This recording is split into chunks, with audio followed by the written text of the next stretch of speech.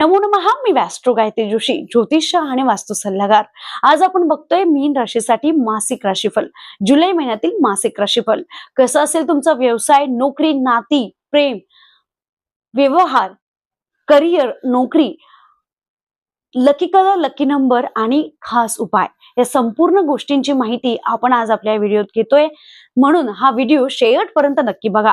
आता आपण जाणून घेऊया ग्रह गोचरेचा विचार. या महिन्यामध्ये शनीच्या 7.5मुळे आपल्याला नैराश्य, मानसिक ताण उद्भवू शकतो, परंतु त्याच सोबत गुरु आपल्याला आपला आत्मविश्वास कमी होऊ देणार नाही. बुधाची उत्तम साथ आपल्याला लाभल्यामुळे व्यवस्थित वैचारिक निर्णय घ्यायला साथ मिळेल.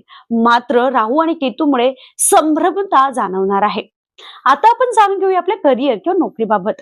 जर आपण नोकरी करत असाल तर ह्या महिना ताणतणावाचा आणि प्रवासाचा दिसतोय. कामाच्या निमित्ताने काही प्रवास घडू शकतात.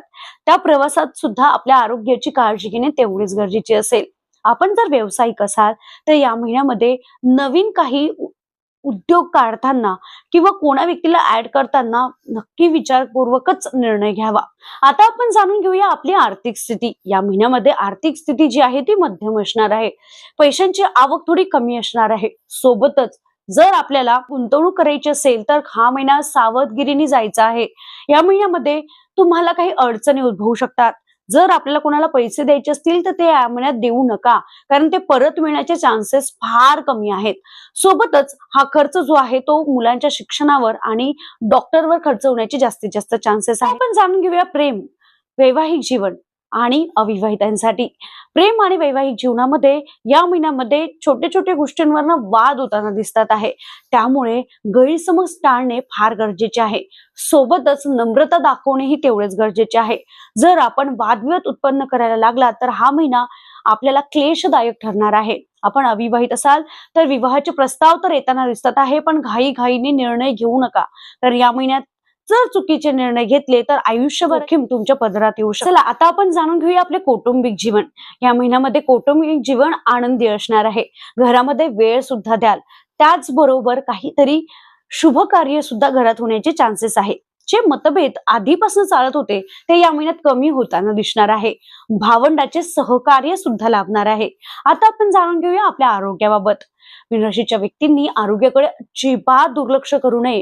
डोकेदुखी, डोळ्यांचे आजार, दुखणे, सांधेदुखी याचा त्रास तुम्हाला उद्भवू शकतो. आता आपण जाणून घेऊया आपला लकी कलर. या महिन्यामध्ये पिवळा, केशरी, पांढरा हा तुमच्यासाठी लकी कलर असेल.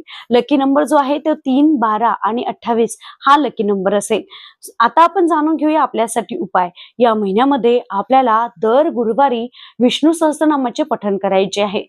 दर गुरुवारी आपल्याला गुरुदत्ताला किंवा स्वामीला पिवळे फूल अर्पण करायचे आहे. दर शनिवारी पिंपळाच्या झाडाला पाणी घालायचं आहे. ही संपूर्ण माहिती होती मीन राशीसाठी. जर हा व्हिडिओ तुम्हाला आवडला तर नक्कीच या व्हिडिओला लाईक करा, शेअर करा आणि चॅनलला सबस्क्राईब करा. सोबतच जर आपले काही प्रश्न असतील तर आपण कमेंट बॉक्समध्ये आपले date of birth, time of birth, place of birth सोबतच आपला प्रश्न लिहा. त्याचं निरसन करण्याचा मी नक्की प्रयत्न करेन. भेटूया नवीन विषयासह. तोपर्यंत श्री स्वामी समर्थ.